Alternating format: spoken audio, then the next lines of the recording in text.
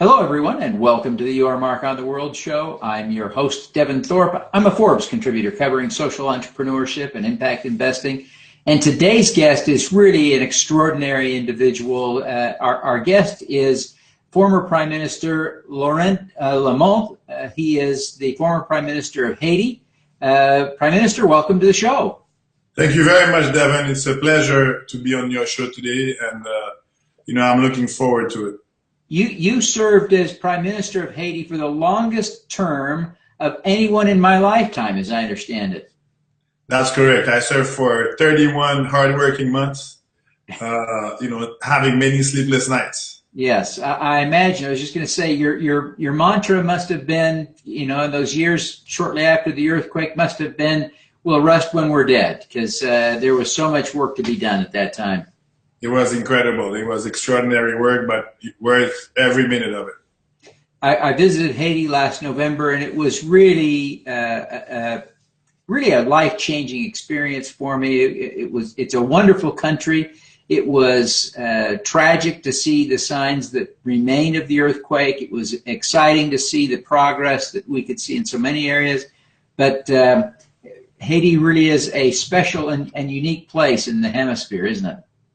Haiti is a very special place with a very special past, a very special history, very special people, very proud people, the people of Haiti, and definitely it's a place that is unique in the world.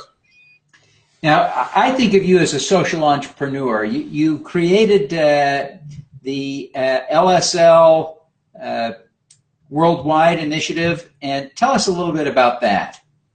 Well, when I resigned, when President Martelly asked me to resign last year, I felt that Haiti was in the midst of great progress. Haiti was really going forward, and when I stepped out of the position, I deep down inside, I felt that I have something to share with the world and something to give back to Haiti, and I wanted to do it through a channel where I could reach developing countries and see what we did in Haiti, where we had a lot of international support, but very little of our own resources.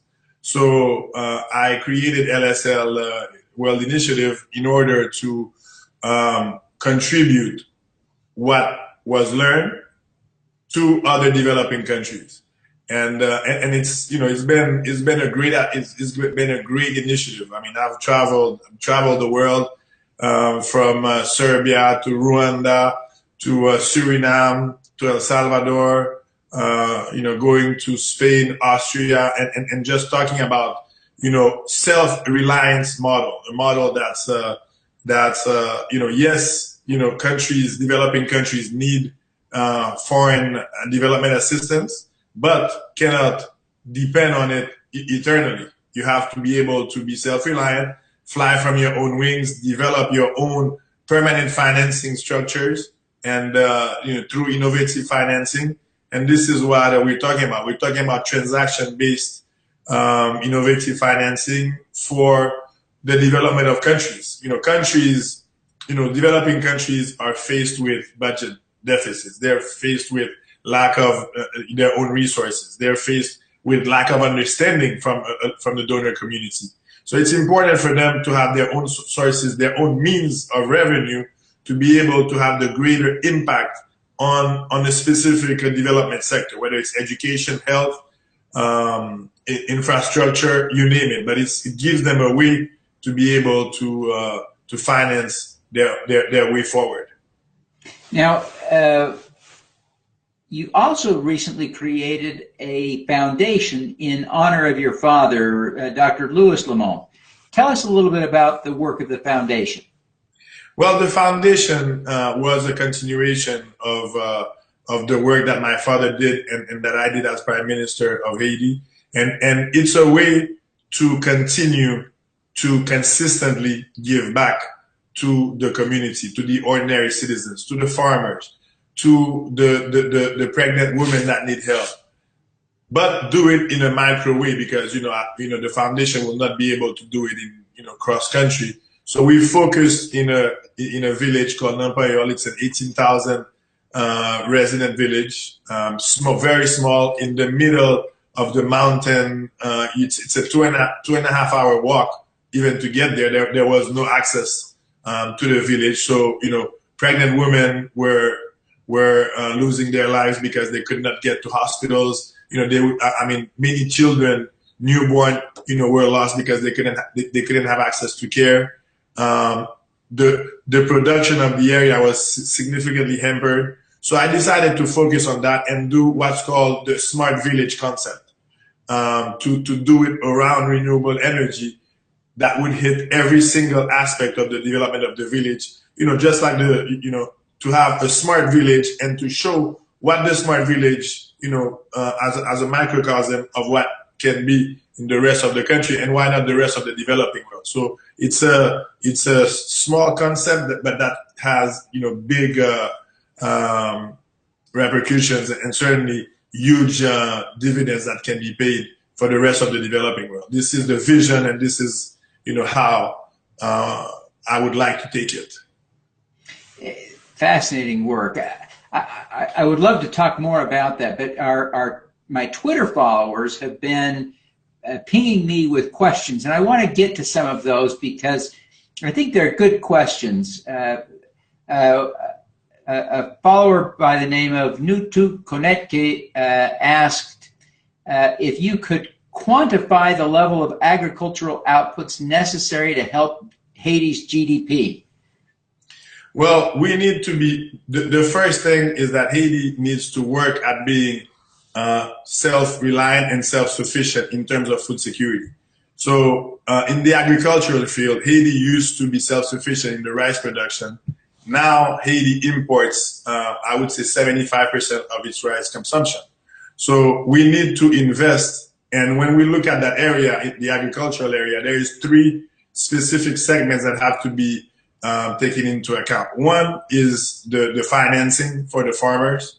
They have no access to capital today, so you have a subsistence type of agriculture.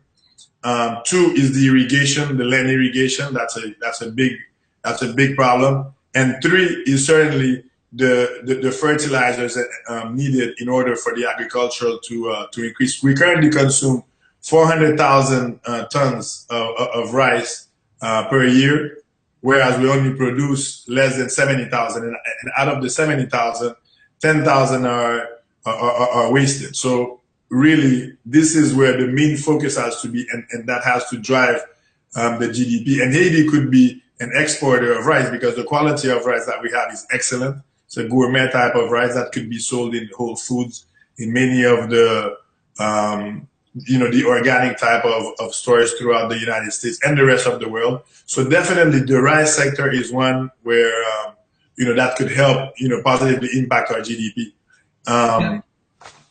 The same fellow asked if you would consider another run at the Prime Minister's job. Now, I guess another Prime Minister just left. There may be an election coming up soon. This may be very relevant. Yes, but as I say, I get asked that questions 20 times per day, and whether I'm going to continue. I was very privileged to have served Haiti and to have contributed to the progress. I believe that there was great progress done under an impossible situation. I'm not looking forward to going back, as Prime Minister. There is an election that that happened. I tried to run. Unfortunately, there was a lot of political forces, mostly the establishment forces, that kept me out of the race. And we see the state that the country is at right now. But the process is already started. So right now I'm focusing on the foundation work. And again, you don't have to be a prime minister or a president to help your country, to help the ordinary citizens and the people that need help the most. And that's what I'm continuing to do. So he asked again, same fellow, one last question from him. He asked, what advice would you give to the current parliament? Well, is to fast track the resolution of the country right now. The country doesn't have a president right now. The President Martelly's term expired on February 7th. and he signed a political agreement with the parliament. So is to consult all the different political forces within the country and come up with the best possible solution that will create a consensus agreement around the governance and to have a president as soon as possible. But the most important thing is the organization of the election as soon as possible. Haiti, we're in 2016. We are a democracy. We made great progress, and we cannot allow that progress to be rolled back because the President Martelly did not complete the electoral process. So it's very important for the parliament to organize and finish the electoral process as soon as possible so Haiti can have a president as early as possible. Now, Francois Jean Henard sent a question. His question was, how will you assist the youth of Haiti to develop in social entrepreneurship? Well, one is to bring awareness to the social entrepreneurship concept, because it's not a well-developed concept in Haiti. So this is why you can do it via social media, via seminars, workshops, talking about it, and the importance of social entrepreneurship for the development of a society, whether it's in Haiti or in the developing world or in the emerging world. And this is key to progress and to sustainability into that progress. So I believe that this is where it should go first, is the awareness raising, and get people engaged and continue along that path. Another Twitter follower, Fred Gina, asked, how can you help with housing and agricultural issues in Haiti in a business level? Well, one is to create the business climate. I believe that, we work very hard to bring, a better business climate in Haiti and to bring private sector investment and access to capital locally. With that, you can incentivize private sector investors to go and invest in, and that's very common right now in Latin America and the Caribbean, where you have investors that invest in social housing, but then you need to have government guarantees and the government support in order to do so. So we have a current law that's very attractive in Haiti right now for investment, where you have long periods of tax-free tax holidays. You have a lot of incentives. There is a law that we passed of the condominium law. Believe it or not, Haiti never had a condominium law. So a country that has this 400,000 housing deficit, we did not have even that basic law. So now we have it. It's possible. So there can be investment in that area, and of course continue to work with the local banks, with international banks, to provide access to the capital for investors that want to invest whether it's social housing, condominium housing, or what have you. It's the access to capital is critical. Absolutely. Great observation.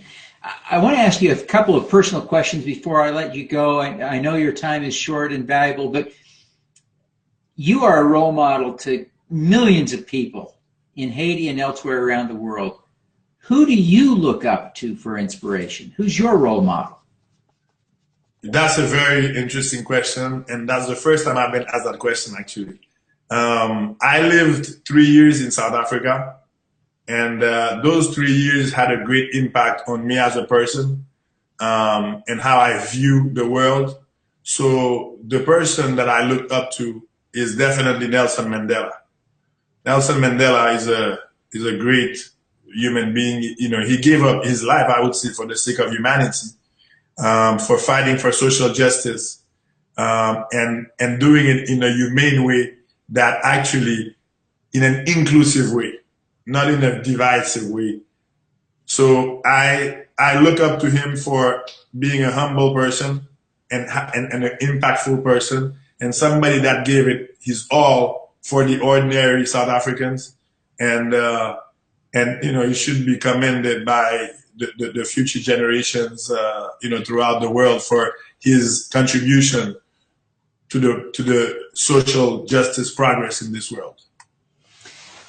Prime Minister, that's a great response.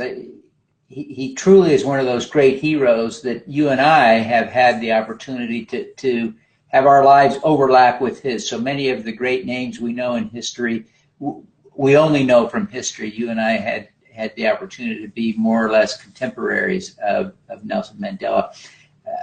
What about, I want to ask you about why you care so deeply about fixing things in Haiti. And I realize there are great problems, and I realize that it makes sense to solve those problems. But I'm wondering why you are so personally motivated, why you feel the personal responsibility to play a role in solving Haiti's problems. Because I love my country, and I love Haitians, and I feel that it's my duty, it's my responsibility to give back to Haiti. I was a very successful, business person. I went back to serve. I gave it my all, and I feel that it's, that there is much more to be done.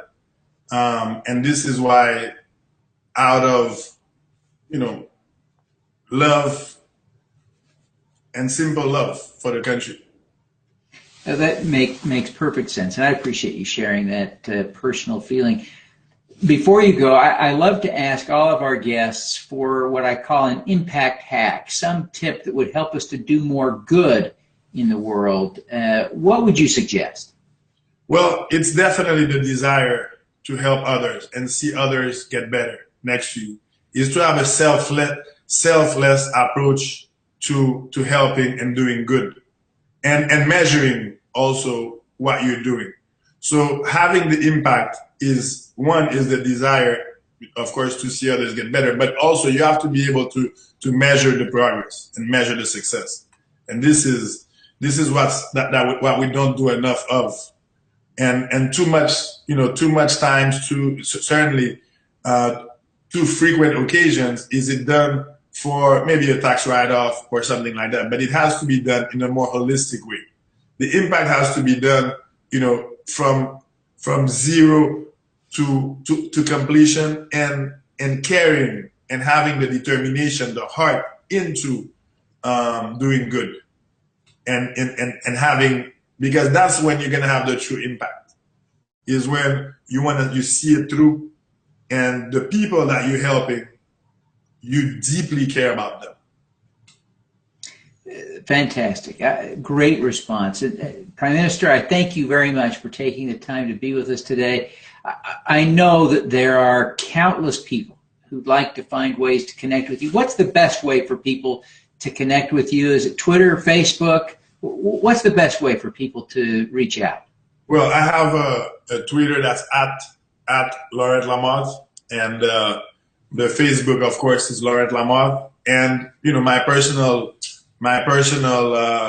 email is ll@laurentlamothe.com. So ll@laurentlamothe.com. Anybody can reach me there, and I do my best to answer back, because I think that it's with the community, it's with the input from all that we get to be a better person in a most humble way, and to serve and have the greatest impact. Fantastic. Well, I really appreciate you taking the time to be with us today, and really wish you every success in resurrecting Haiti's glory days, and wish you just success in that effort. Thank you very much, and to everybody that's watching out there, I want to tell all the Haitians not to lose faith and to continue fighting for the country to get better. Fantastic. Let's do some good. Let's do some.